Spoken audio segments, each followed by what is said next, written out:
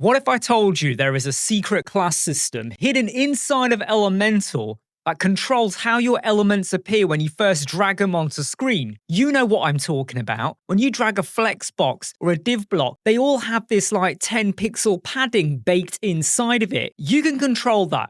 And I know some of you are going to say you're just going to create a class or you're going to drop something in site settings. What I'm going to show you is far more expansive than just that. Inside of Elementor, there's what's known as a desktop base. And inside of there, they go and bake in some preset defaults. Not just for Flexbox, it could be for your heading, it could be for your forms, it could be for your tabs. So many things. So when you drag them on, they've already got some settings applied. And if you know the exact classes that they're using, you can go and predefine it yourself so that when you drag widgets on, you're not always getting like the padding or whatever they've baked into it. Let me show you how. I'm going to start off really simply with just the Flexbox and the div, and then I'm going to give you the entire big code. So remember, the Flexbox and the div, when you drag them on, you always get 10 pixels padding baked inside of it. If I go over to my site settings and I go to custom CSS, watch what happens to those headings when I drop this in. The padding has disappeared because e-div-block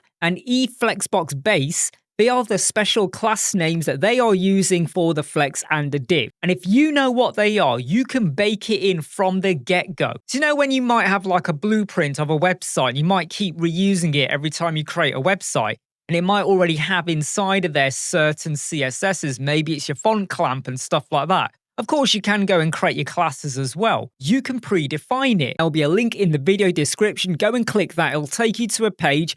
Just go and copy it. You don't need to sign up. You don't need to subscribe. I don't need your email or anything like that. Just go and copy it. By the way, I'm Imran from Web Squadron. Make sure you subscribe to my channel for access to exclusive Elementor videos. And remember, I'm focusing on Elementor version 4. This is what your elements are predefined as. So when you drag things on, they will always have a padding 10 pixel for the div.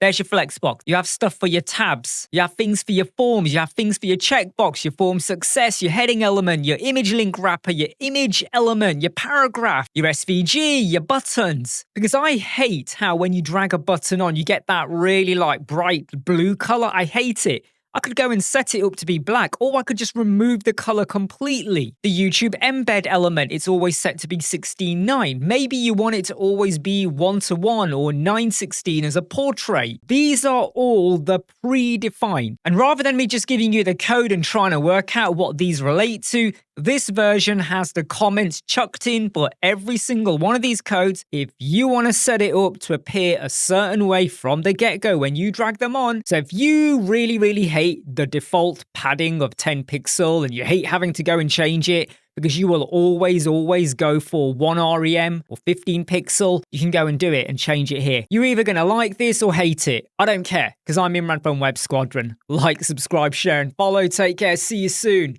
Bye.